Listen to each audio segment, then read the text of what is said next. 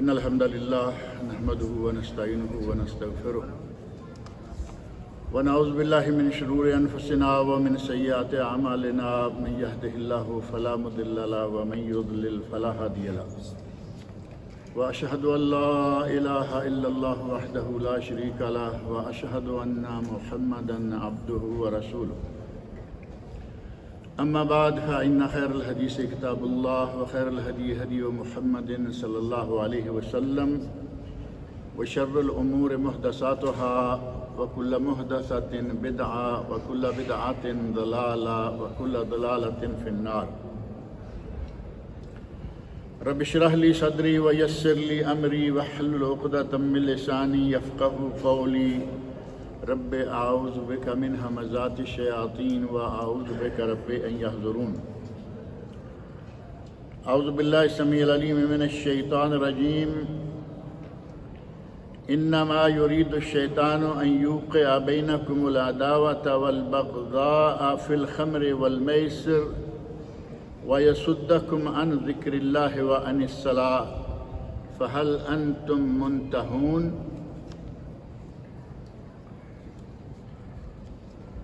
اللہ رب العزت کا بہت بڑا احسان ہے کہ اس نے ہمیں مسلمان بنایا ہے اور ہمیں وہ شریعت عطا فرمائی ہے جس شریعت کا، جس قانون کا یا جس نظام کا مقابلہ دنیا کا کوئی نظام اور قانون نہیں کر سکتا۔ دنیا کے جتنے بھی نظام ہیں ان میں بعض جرائم پر سزائیں ضرور ہیں،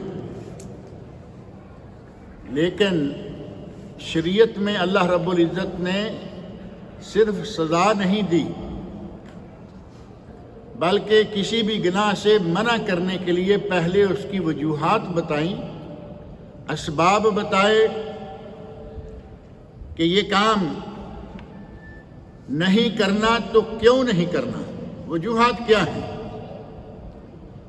اور وجوہات بیان کرنے کے بعد اب بھی اگر کوئی وہ کام کرتا ہے تو پھر اللہ رب العزت نے سزائیں مقرر کر دی۔ آپ سود کا معاملہ لیجئے، قرآن کریم میں اللہ رب العزت نے سود کھانے کو حرام قرار دیا۔ اس پر دنیا میں جسمانی سزا تو کوئی نہیں، لیکن اللہ رب العزت نے جو اعلان فرمایا ہے اس کے مقابلے میں شاید دوسری کوئی سزا نہ ہو۔ پہلے بتایا کہ سود کیا ہے، سود میں تجارت میں فرق کیا ہے، ان تفصیلات کے بتانے کے بعد اس کو حرام قرار دینے کے بعد فرمایا کہ اگر اب بھی تم سود نہ چھوڑو، معلومات ہو جانے کے باوجود، حکم کا علم ہو گیا، پھر بھی اگر تم سود کھانا نہ چھوڑو تو پھر فَأَذَنُوا بِحَرْبٍ مِّنَ اللَّهِ وَرَسُولِهِ، اللہ اور اس کے رسول کے ساتھ جنگ کے لیے تیار ہو جائے۔ پہلے اس کی حرمت، اور سود انسان کو کیا کرتا ہے، يَتَخَبَّطُهُ الشَّيْطَانُ مِنَ الْمَسِّ، آدمی کو باولا کیے دیتا ہے۔ اسی طرح اللہ رب العزت نے کوئی بھی جرم، کوئی بھی گناہ، اگر کسی گناہ پر سزا مقرر کی تو پہلے اس کی وجوہات بیان کی، اسباب بیان کیے، اور یہ معاملہ دنیا کے کسی دوسرے قانون میں نہیں ملے گا، صرف اسلامی نظام میں ملے گا۔ اللہ رب العزت نے ہمیں وہ انعام عطا فرمایا ہے، اور دنیا کی شریعتوں میں بہت سارے ایسے امور ہیں جن پر سزائیں ہیں، اور بعض سزائیں جو ہیں وہ معمولی ہیں، اور بے شمار ایسے گناہ ہیں جن گناہوں سے چھوٹنے کے لیے وکیل حضرات موجود ہیں۔ گناہ کر لیں، اپنا وکیل لے آئیں، کورٹ میں اگر پکڑے گئے، کورٹ کچہری پولیس آپ کو وکیل چھڑا کے لے جائے گا۔ اور بعض جو وکلاء ہیں ان کو باقاعدہ یہ فخر ہوتا ہے کہ ہم جتنے کرائم پیشہ لوگ ہیں ہم ان کو چھڑا سکتے ہیں،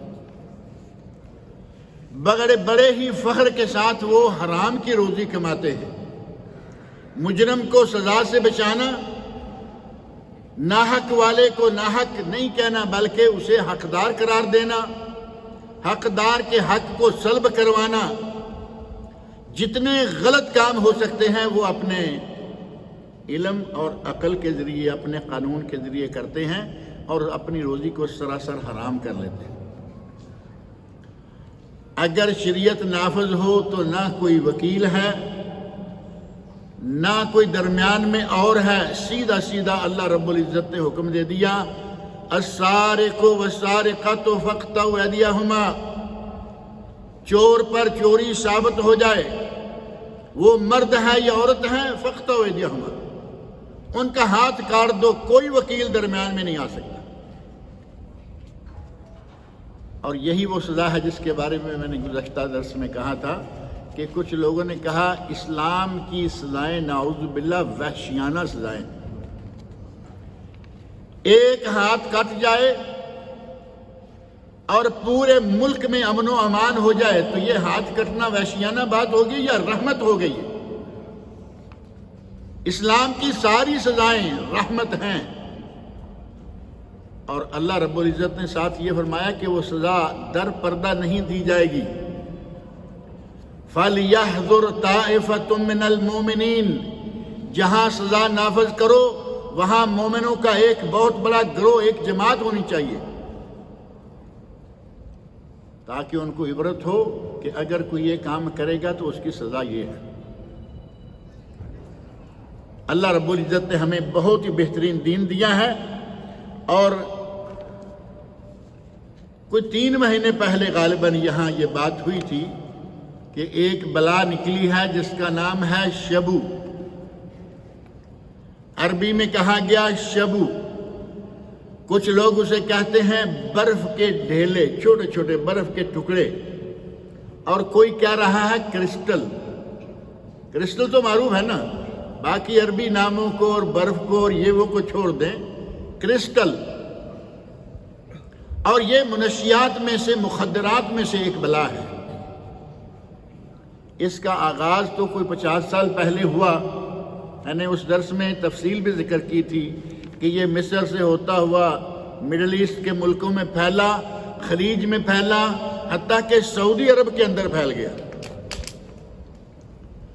سعودی عرب کے اندر تھوڑا تھوڑا نہیں، ٹنوں کے حساب سے پکڑا گیا، ٹنوں کے حساب سے۔ کچھ چیزیں ہوتی ہیں کہتے ہیں جی اتنے گرام، اتنے کلو۔ یہ پہلی بات یہ ہے کہ لوکل میڈ ہے، یہ خلیج کا اپنا بنایا ہوا، یہ باہر سے نہیں آتا۔ یہ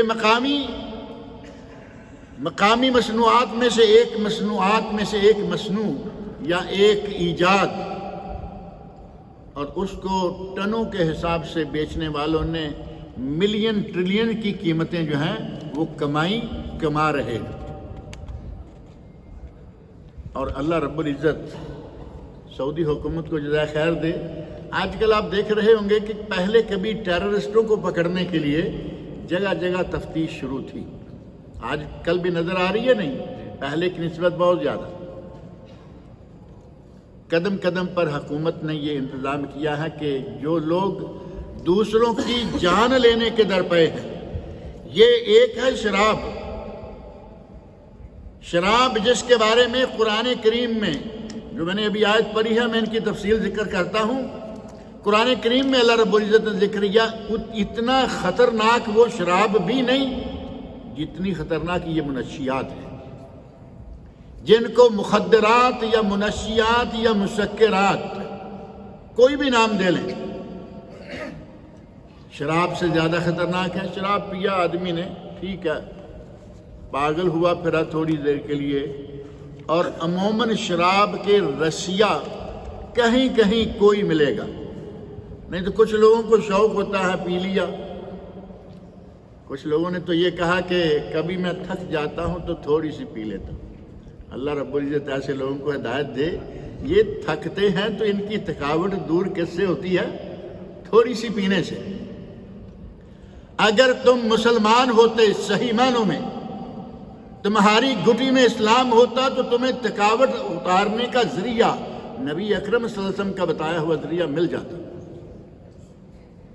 واقعہ بڑا معروف ہے، حضرت فاطمہ الزہرا رضی اللہ عنہا غلام کنیز کچھ لینے کے لیے ابا کے پاس آئیں، نبی اکرم صلی اللہ علیہ وسلم موجود نہیں ہیں، پیغام دیا گیا، آپ نے فرمایا کہ میں رات کو آؤں گا، ان کے گھر چلے گئے، بیٹی کے گھر میں چلے گئے، بیٹی کیا بات ہے؟ کہا ابا جان کام کر کر کے تھک جاتی ہوں، تعاون کے لیے کچھ خادم چاہیے۔ تو آپ نے فرمایا کہ میں تمہیں ایسی چیز نہ بتاؤں، اگر تم وہ کرو تو سارے دن کی تھکاوٹ ختم ہو جائے۔ فرمایا جی دیجئے۔ تو آپ نے فرمایا کہ 33 مرتبہ سبحان اللہ، 33 مرتبہ الحمدللہ اور 34 مرتبہ اللہ اکبر۔ 100 کی یہ تسبیح ہے، یہ پڑھ کے سو جاؤ، تمہیں کوئی تھکاوٹ نہیں رہے گی۔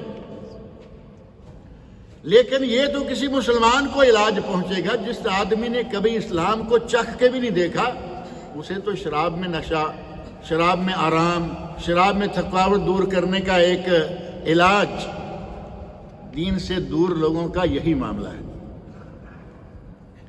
اللہ رب العزت نے شراب سے بہت ڈرایا، لوگوں کو شراب سے بچنے کی بڑی تلقین کی۔ قرآن کریم میں جا بجا ایک جگہ نہیں کئی جگہ پر اس شراب کی حرمت بیان کی اور اس کے جو مضرات ہیں، اس کے جو نقصانات ہیں وہ بیان کیے۔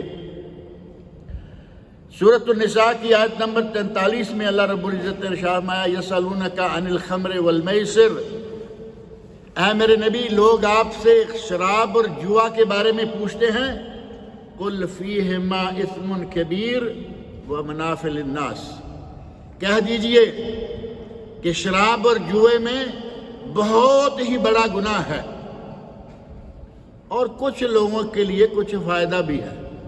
اب ظاہر ہے کہ جوا جیت جائے گا، اس کو تو فائدہ ہو گیا، اور یہ فائدہ بھی دائمی نہیں ہے۔ ایسا حرام پیسہ کہاں بچتا ہے؟ ادھر سے آیا ادھر چلا گیا، گھر میں چوری ہو گئی، راہ جاتے ہوئے ڈکیٹی ہو گئی، جان بھی بعض واقعات میں گئی۔ اس قسم کے پیسے کا یہی حال ہوتا ہے۔ اور آپ نے واقعات سنے ہوں گے کہ جوا کھیلتے کھیلتے ایک دوسرے کو قتل کر دیتے ہیں۔ یہ کیا کمائی ہوئی؟ اللہ رب العزت نے فرمایا کہ ان کا گناہ دونوں کا بہت بڑا گناہ ہے، لیکن ان میں کچھ فائدہ ہے۔ اور پھر ساتھ ہی فرما دیا وَإِثْمُهُمَا أَكْبَرُ مِن نَفْعِهِمَا، ان کا گناہ ان کی معمولی فائدے سے بہت ہی زیادہ ہے، گناہ بہت ہی زیادہ ہے۔ یہ ہے سورۃ البقرہ کی آیت نمبر 219۔ اللہ رب العزت نے شراب کو حرام کیا تو وجہ بتائی یا نہیں؟ اس میں معمولی فائدہ تو ہے لیکن اس میں گناہ بہت بڑا ہے۔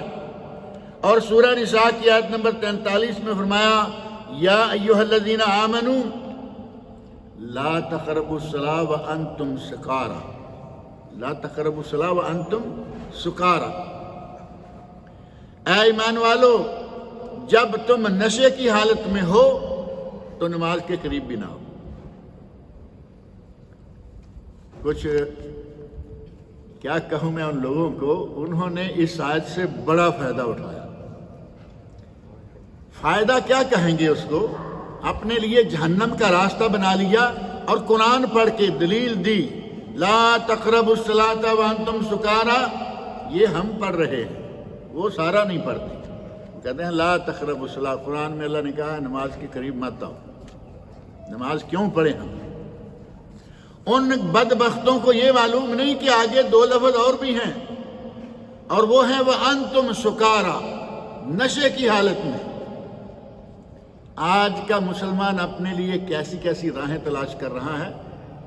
صحابہ کرام رضی اللہ عنہم کو چونکہ وہاں بھی شراب مروج تھی، معاشرہ میں عام تھی، حتیٰ کہ اس وقت کی ان پارٹیوں میں شراب آج کی نسبت بھی شاید زیادہ ہو، گھروں میں گھڑوں کے گھڑے پڑے ہوئے ہیں۔ آج تو بوتلیں ہیں، اس وقت گھڑے ہوتے۔ اور اللہ رب العزت نے مسلمانوں کی تربیت مسلمانوں کو برے کاموں سے بچانے کے لیے وہ بہترین طریقہ اختیار کیا. یکدم یہ نہیں کہہ دیا شراب چھوڑ دو، شراب حرام ہے.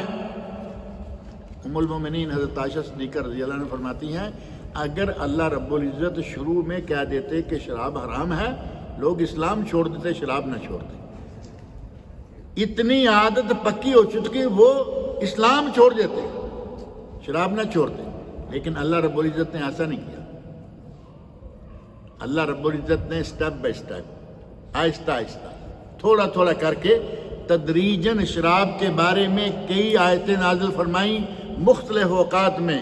کبھی کہا کہ تمہارے لیے کچھ فائدہ ہے، جیسے اسی آیت میں موجود ہے، شراب بیچنے والے کو تھوڑا فائدہ مالی ہو جائے گا. کبھی فرمایا کہ نماز کے قریب نہ آؤ. حضرت عمر فاروق رضی اللہ عنہ ہمیشہ کہتے یا رسول اللہ صلی اللہ علیہ وسلم اللہ سے ہمارے لیے فائنل آرڈر مانگیے، کچھ فائدہ ہے کچھ نقصان ہے، بات نہیں بن رہی. کیونکہ ان کے دل میں فطرت سلیمہ موجود تھی. وہ کہہ رہے ہیں کہ ہمیں کوئی فائنل بات بتائیں، کہیں اس میں کچھ فائدہ ہے کہیں کچھ نقصان ہے. کہیں آیا کہ نماز پڑھو، نماز کے قریب نہ آؤ جب کہ تم نشے میں ہو. اور پھر نماز کے قریب نہ آنے کا بھی کب تک ہے؟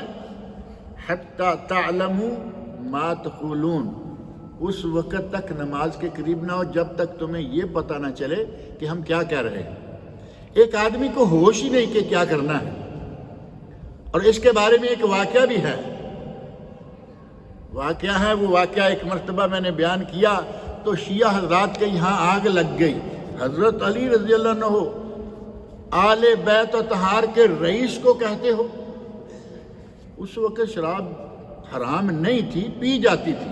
صحابہ اکرام جو بعد میں صحابہ کہلوائے ان میں سے لوگ شراب پیتے تھے. جماعت کرائی گئی اور جماعت کے دوران جو سورت پڑھنی ہے قل یا ایھا الکافرون، ابھی تھوڑے دن پہلے بھی مجھے کسی نے کہا کہ ہمیں عابدوا ما تعبدوا تعبدوا، ہمیں نہیں سمجھ آتی کہ یہ آگے پیچھے الفاظ ہو جاتے ہیں. لا عابدوا ما تعبدون، یہ 3-4 چھوٹے چھوٹے جملے ہیں، یہ ملتے جلتے. تو وہاں جملہ یہ پڑے گیا عابدوا ما تعبدون، لا عابدوا نہیں، عابدوا ما تعبدون، جس کی تم عبادت کرتے ہو ہم بھی اسی کی کرتے ہیں. صرف ایک لفظ کی کمی بیشی سے پورا معاملہ الٹ گیا. اب کیا یہ کہا جائے گا کہ یہ جنہوں نے جماعت کرائی ہے وہ ہوش میں تھے؟ ہوش میں ہوتے ہوئے کچھ صحابی ایسا کرے گا؟ ہوش نہیں تھی. اللہ رب العزت نے قرآن کریم میں آیت نازل فرما دی لا یا ایھا الذین آمنوا لا تقربوا الصلاۃ وانتم سکارى حتی تعلموا ما تقولون، جب تک تم اس پوزیشن میں نہ ہو جاؤ کہ تمہیں معلوم ہو کہ ہماری زبان سے کیا نکل رہا ہے، تب تک نماز کے قریب نہ ہو. جو صحیح اور سلیم فطرت کے لوگ تھے انہوں نے شراب چھوڑ دی کہ جس چیز کو پی کر ہم نماز نہیں پڑھ سکتے، عبادت نہیں کر سکتے، اسے پینا کیا ہے. سٹیپ بائی سٹیپ، کبھی نفع کبھی نقصان، کبھی نماز کے قریب نہ ہو. اور پھر بالآخر اللہ رب العزت نے ارشاد فرمایا انما یرید الشیطان ان یوقع بینکم العداوۃ والبغضاء فی الخمر والمیسر. اے لوگو، شیطان یہ چاہتا ہے کہ تمہارے مابین عداوت، بغض و عداوت اور نفرت پیدا کر دے اس شراب کی وجہ سے اور جوئے کی وجہ سے. شراب اور جوئے والے شروع میں بیٹھے ہوئے تھے، سارے بڑے دوست ہوتے ہیں، اور ان کی حالت پوچھی جائے جب یہ اٹھتے ہیں اس وقت یہ ہمیشہ عموماً اپنی مجلس کو لڑائی پر ختم کرتے ہیں. عداوت آ گئی یا نہیں آ گئی؟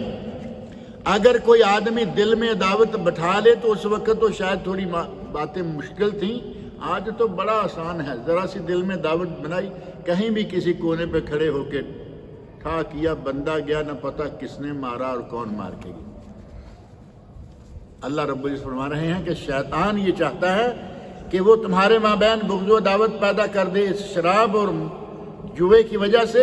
وَيَصُدَّكُمْ عَنْ ذِكْرِ اللَّهِ وَعَنِ الصَّلَاةِ، اور تمہیں شیطان اللہ کے ذکر اور نماز سے روک دے۔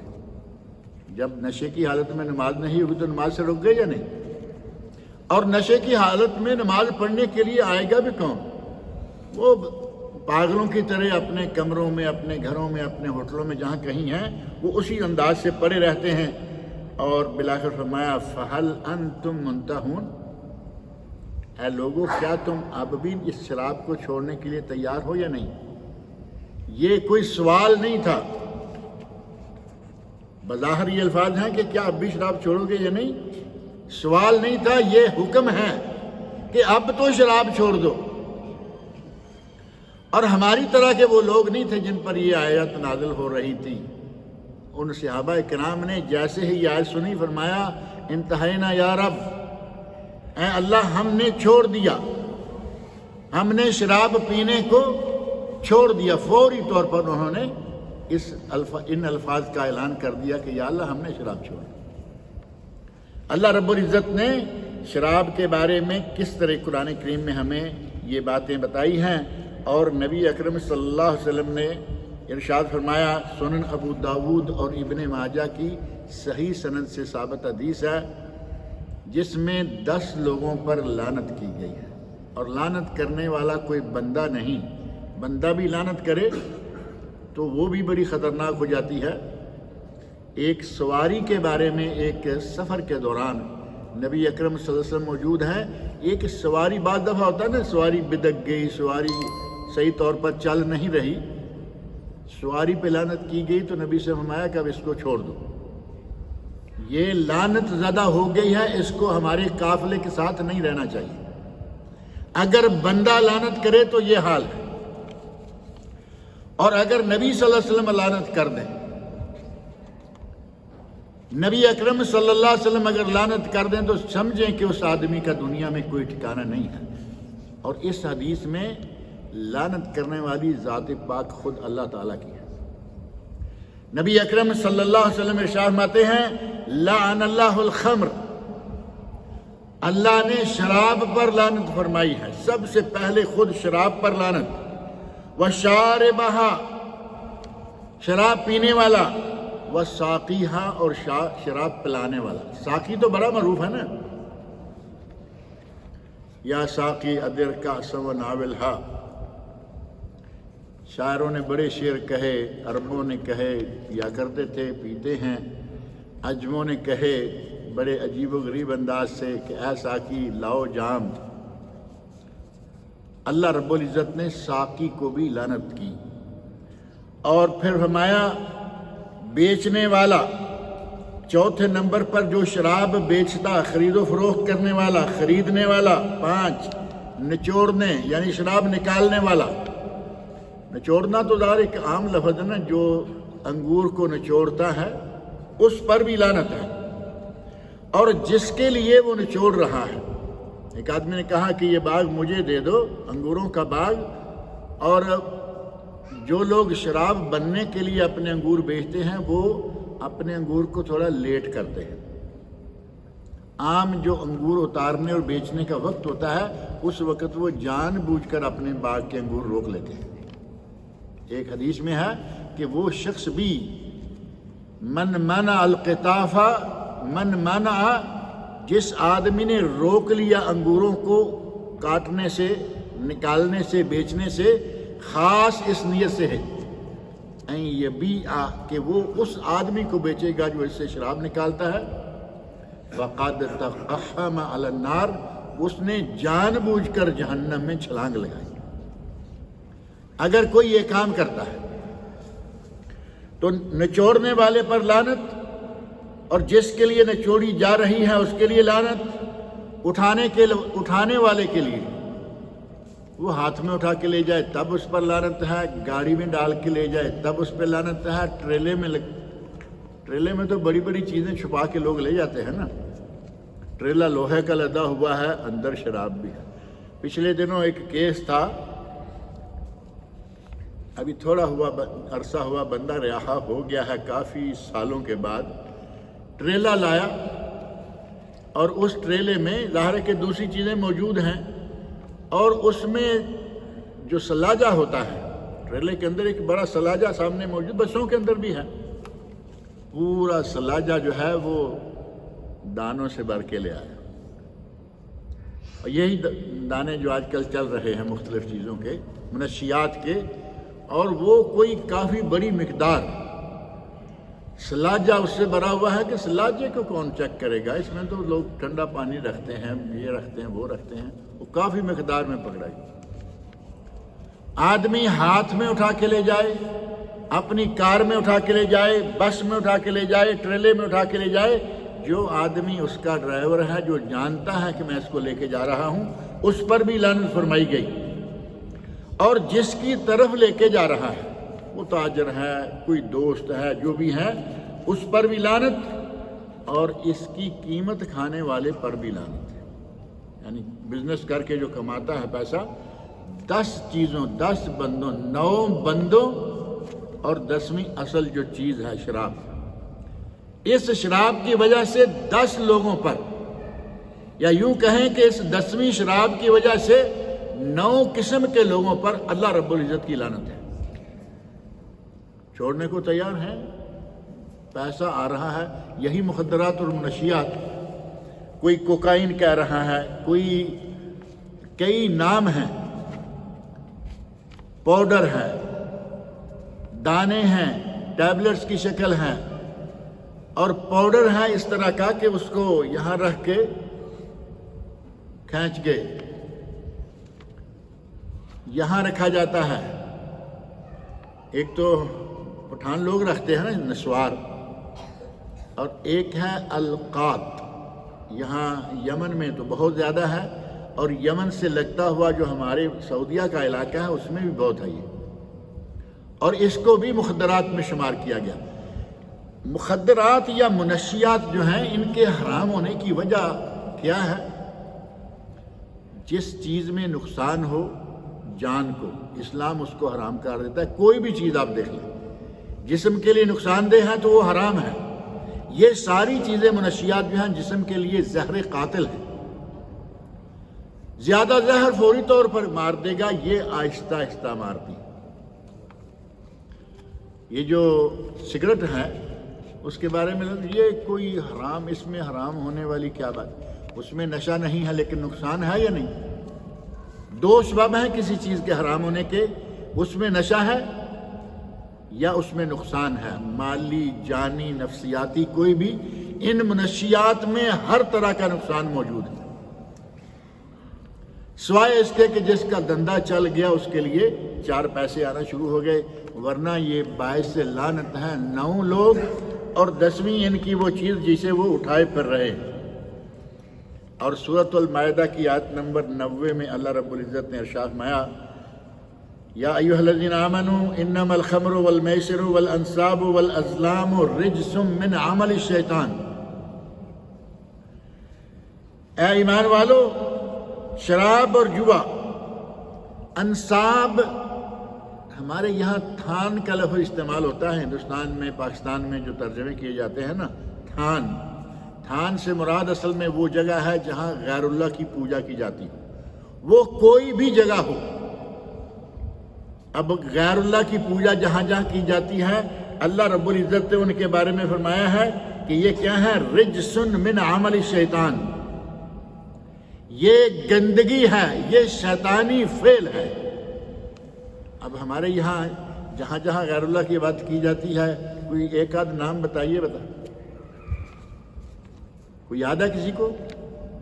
جہاں جہاں غیر اللہ کی عبادت ہو رہی ہے، وہی تو بولے یار۔ وہ کہتے ہوئے بھی دیکھنا آپ ڈر رہے ہیں، کیونکہ ہمارے یہاں تو یہ بہت ہے۔ آپ کو گلی گلی میں مزار ملے گا، آپ کو ہر محلے میں دربار ملے گا، اور آپ کو تقریباً ہر گھر میں سرکار ملے گی۔ یہ کیا ہے؟ یہ ساری غیر اللہ کی عبادت ہے۔ جس میت یا جس مردے یا جس ولی جو مر چکا ہے، اس کی قبر پہ جا کے اس سے مانگا جائے، غیر اللہ کی عبادت ہوئی یا نہیں؟ اور اللہ رب العزت اسی کے بارے میں فرما رہے ہیں، والانصاب، اور استھان، والازلام، اور پانسے آج کل جس کو فال نکالنا کہتے ہیں، مختلف طریقوں سے لوگ یہ دھندا چلائے ہوئے ہیں۔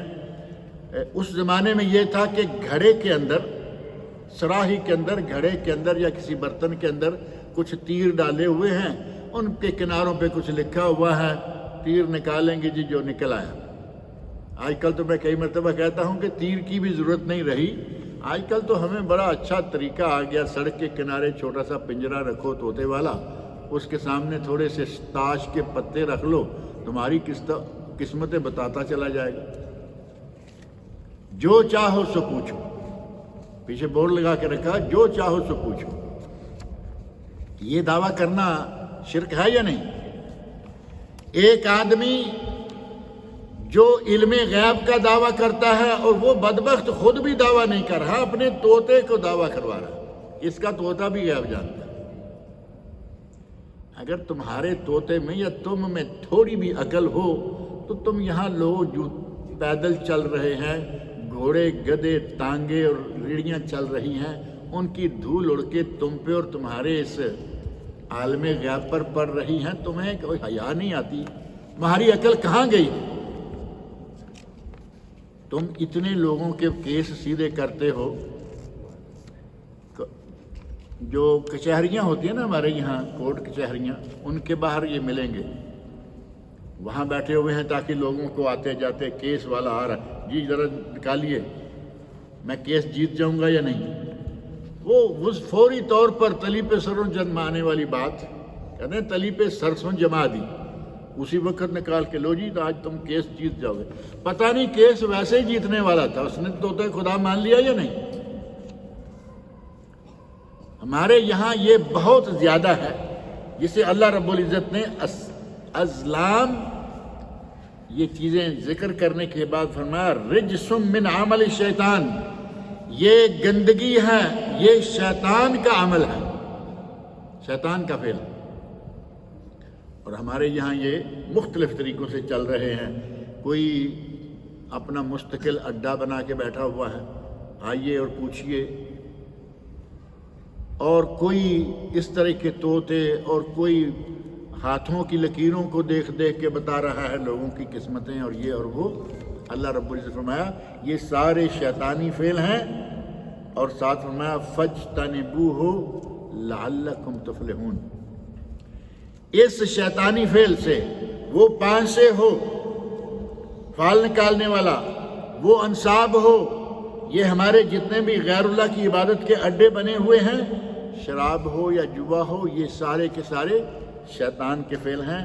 فَاجْتَنِبُوهُ، ان سے بچ جاؤ، لَعَلَّكُمْ تُفْلِحُونَ، تاکہ تم فلاح پا جاؤ۔ اللہ رب العزت نے قرآن کریم میں بارہا ہمیں توجہ دلائی کہ ان چیزوں سے بچ جاؤ۔ اور پھر مخدرات کے بارے میں کئی لوگوں کو یہ مسئلہ ہے، کہیں گے جی مخدر شراب کا تو ذکر آ گیا، مخدرات کا کہاں ذکر ہے، منشیات کا تو کہیں ذکر نہیں ہے۔ میں نے عرض کیا کہ ہر وہ چیز جو نقصان دہ ہے اسلام میں حرام ہے۔ اللہ رب العزت نے جتنی طیبات ہیں، انبیاء اور رسول کو حکم دیا کلوا من الطیبات، اہل ایمان کو حکم دیا کلوا من الطیبات، طیبات حلال قرار دیے گئے، اور جو طیبات نہیں ہیں وہ چیزیں جو کہ طیبات نہیں وہ کیا ہیں، خبائث۔ نبی اکرم صلی اللہ علیہ وسلم کی جو اللہ نے ایک ڈیوٹی ذکر کی ہے وہ یہ ہے کہ وہ یحل لہم الطیبات، میرا نبی تمہارے لیے طیبات کو حلال قرار دیتا ہے اللہ رب العزت کے حکم سے، وَيُحَرِّمُ عَلَيْكُمُ الْخَبَائِثَ، اور تم پر خبیث چیزیں حرام قرار دیتا ہے۔ اب ان چیزوں سے زیادہ خبیث کیا ہوگا؟ یہ جس کا میں ذکر کر رہا ہوں شبو کے بارے میں نے ایک ویڈیو دیکھا 3 مہینے پہلے، میں ذکر کیا نا، درس دیا، اس میں یہ بات موجود ہے۔ اس کے موقع پر میں نے ویڈیو چیک کیا شبو یہ کیا ہے اور یہ کیا کیا کرتا ہے۔ چھوٹا سا کلپ تھا کہ شبو کے نتیجہ میں آدمی کہاں پہنچ جاتا ہے، سڑک پر پڑا ہوا ہے، اور وہ جیسے یہ صف لپیٹتے ہیں نا، کبھی ایسے گول گول لپیٹتے چلے جاتے ہیں، اب اس کو کھولیں تو کیا لگے گا؟ جیسے کوئی چیز گھوم رہی ہے موٹی سی، پورا آدمی اس طرح سڑک کے کنارے پہ کبھی گھومتے ہوئے ادھر جا رہا ہے، کبھی گھومتے ہوئے ادھر آ رہا ہے۔ یہ شبو کا استعمال کیے ہوئے ہیں۔ اس سے زیادہ ذلت ناک اور کون سا مرحلہ آئے گا؟ سڑک پہ ہے، کسی کو معلوم نہیں یہ کیا ہے، ہوش و حواس نہیں ہے، اور پھر یہ جو کارگزاریاں کرتے ہیں، جہاں جہاں تک یہ لوگ پہنچ جاتے ہیں، ان کو پیسہ چاہیے۔ پہلے تو کچھ لوگ فری میں دیتے ہیں نا، پہلے ہر کوئی سگریٹ پلانے والا بھی اپنے دوست کو سگریٹ کی عادت شروع کروائے گا تو پہلے فری دے گا، 2 4 دن 10 دن فری پلایا، دیکھ لیا کہ اب یہ پکا ہو گیا ہے، اب اس کا سگریٹ کے بغیر گزارا نہیں، تو کہیں گے جاؤ نا گھر سے پیسہ لے کے آؤ۔ اب یہ اسٹوڈنٹ ہے، چھوٹی کلاس میں ہے، تو پیسے تو ملتے ہیں جو روزانہ کے خرچ کے لیے ہوتے ہیں، اب وہ کچھ اچھی چیز کھانے کی بجائے اس سے سگریٹ لے کے پینا شروع ہو جاتا ہے۔ آغاز میں فری ملے گا لیکن مستقل نہیں، ایک وقت ایسا آتا ہے کہ اسے نشہ چاہیے اور اس کے پاس پیسہ نہیں ہے۔ چوریاں یہ کرتے ہیں، باقاعدہ بندوق کے ذریعے، پسٹل کے ذریعے ڈاکے یہ مارتے ہیں، اور قتل بھی یہ کرتے ہیں۔ اب ایک آدمی کو انہوں نے ڈاکے کی شکل میں روکا، پیسے نکالو، یہ کرو وہ کرو، اب ایک ہی صورت ہوگی، یا یہ خود مارا جائے گا یا سامنے والے کو مار دے گا، اور عام طور پر یہ سامنے والے کے پیسے بھی لے جاتے ہیں، قتل بھی کر دیا۔ یہ کہاں تک بندے کو پہنچا دیتی ہیں یہ منشیات؟ آدمی قاتل بھی ہو جاتا ہے، اور پھر اپنے گھر والوں سے آہستہ آہستہ ان منشیات کا ایک نتیجہ یہ ہے کہ یہ گھر والوں سے دور ہو جاتا ہے، بیوی بچوں سے دور ہو جاتا ہے، اپنے اعزاء و اقارب سے دور ہو جاتا ہے، لوگوں کی نوکریاں تک چھوٹ جاتی ہیں۔ اب نشہ کر کے گھر میں پڑا رہے گا، اس کی نوکری کہاں رہے گی؟ نوکری سے انہوں نے فائر کر دیا، جاؤ جہنم میں جاؤ، پیتے رہو کھاتے رہو۔ کوئی کھانے والی چیز ہو، پینے والی چیز ہو، سونگھنے والی چیز ہو، اور سونگھنا صرف ایسے خوشبو کی طرح سونگھنا نہیں، اسے جیسے وضو کرتے ہوئے پانی چڑھایا جاتا ہے ناک میں، اس طرح چڑھایا جاتا ہے۔ اور اس شبو کا استعمال جو کیا جا رہا ہے، وہ اس کو آگ پہ رکھ کے اس کا دھواں جو ہے وہ لیا جا رہا ہے، یا اس دھوئیں کو جیسے سگریٹ ہے اندر ڈالا جا رہا ہے۔ اور آج کل شیشہ سینٹر تو بہت سارے کھل گئے ہیں نا، آپ کو جگہ جگہ ملے گا شیشہ۔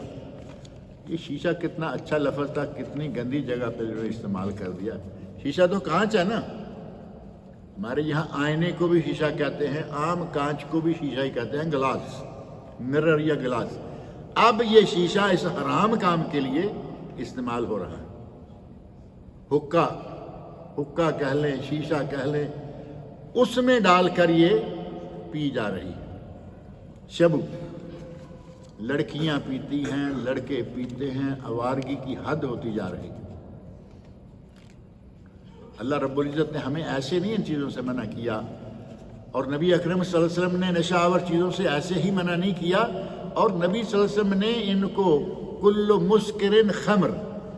اب بعض لوگ اگر یہ کہیں نا جی اس کا ذکر نہیں آیا قرآن میں، اللہ کے نبی نے فرمایا کل مسکرن خمر، ہر وہ چیز جو نشہ آور ہے وہ شراب ہے، وَكُلُّ مُسْكِرٍ حرام، اور ہر وہ چیز جو مسکر ہے، نشہ آور ہے، وہ حرام ہے۔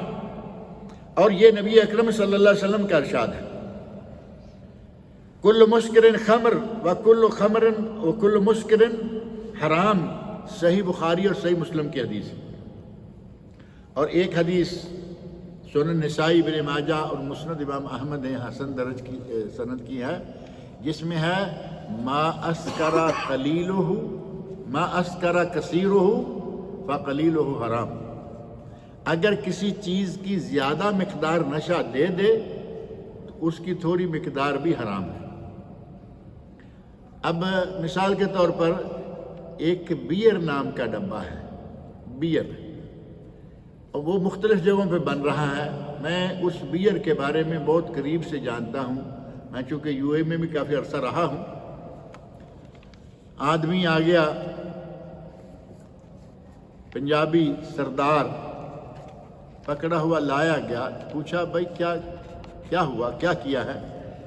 तो वो ज़ाहिर है कि पंजाबी भी है, सरदार भी है, कहता है लो जी मैंने कुछ भी नहीं किया, बियर सारी दुकानों पे बिक रहा है, मैंने भी लिया, ख़रीदा, पिया, मैं ज़रा 2-3 डब्बे पी गया।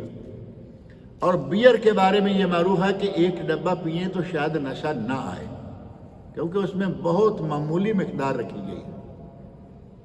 वैसे कहते हैं कि ये जौ का शरबत है, लेकिन वो जौ का शरबत उसमें उन्होंने थोड़ा सा अपना हिस्सा भी डाला हुआ बदबख्तों ने। एक डब्बा पिए नशा नहीं आएगा, वो कहता है मैंने 3 डब्बे पिए, मुझे पुलिस वाले उठा के लेके आ गए। 3 डब्बे पी के जब उसने सड़क पे झूलना शुरू किया तो वो समझ गए कि इस वक्त सरदार जी धुनकी में हैं, गाड़ी में डाला और पुलिस स्टेशन ले गए। कुछ दिनों के बाद वो हमारे पास कोर्ट में आ गए।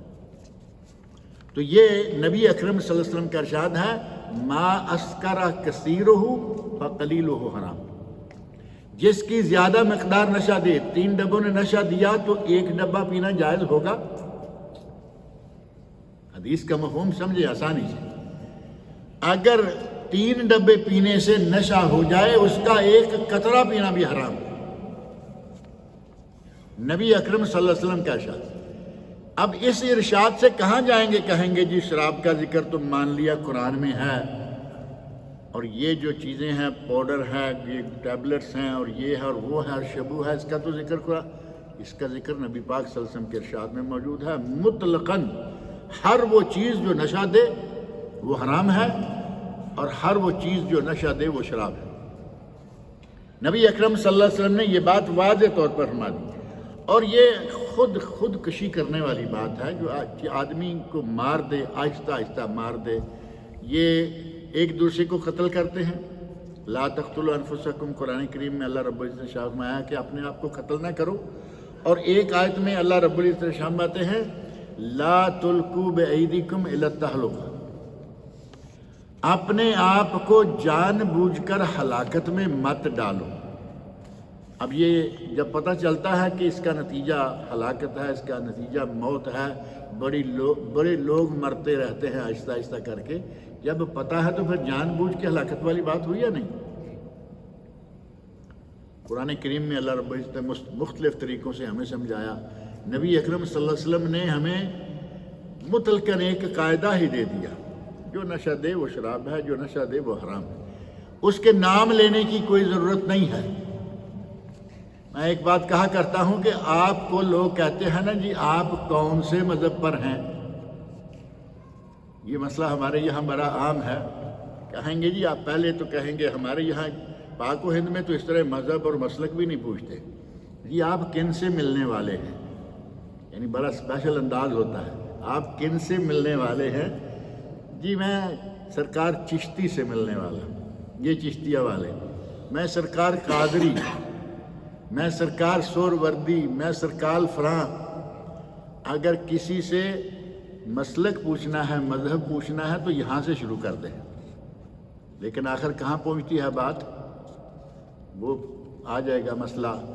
मैं यहाँ कई मरतबा कह चुका हूँ कि आप कुरान करीम और नबी अकरम सल्लल्लाहु अलैहि वसल्लम की हदीस, ये 2 चीज़ें हैं ना जो हमारे लिए अमल के लायक है।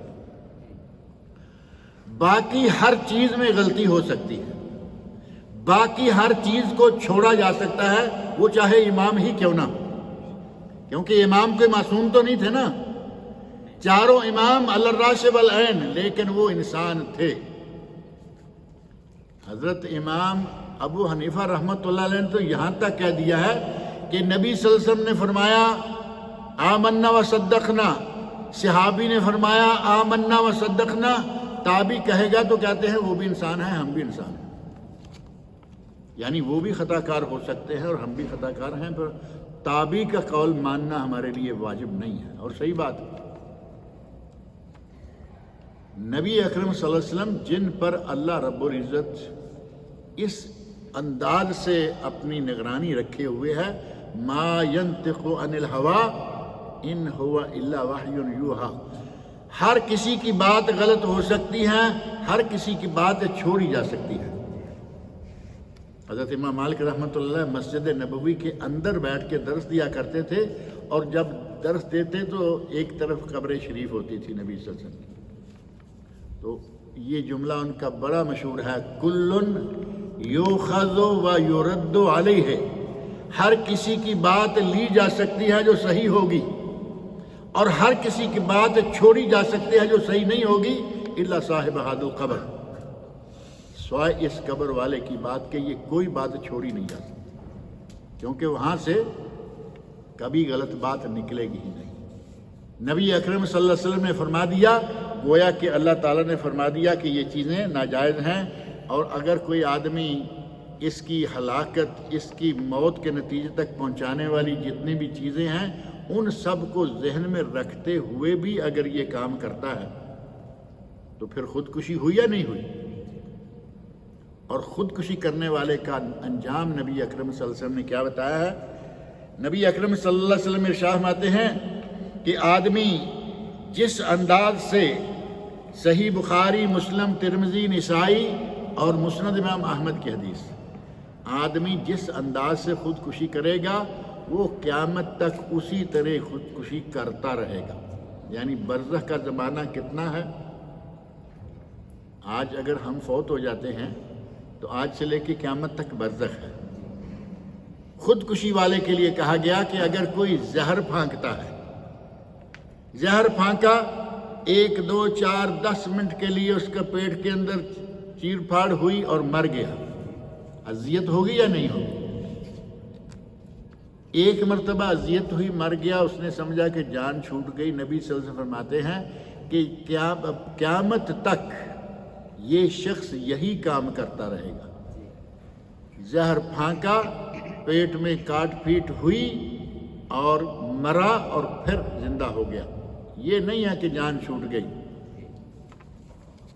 جان چھوٹنے والی بات یہاں نہیں ہے، یہ مسلسل آزار مسلسل، عذاب مسلسل ہے۔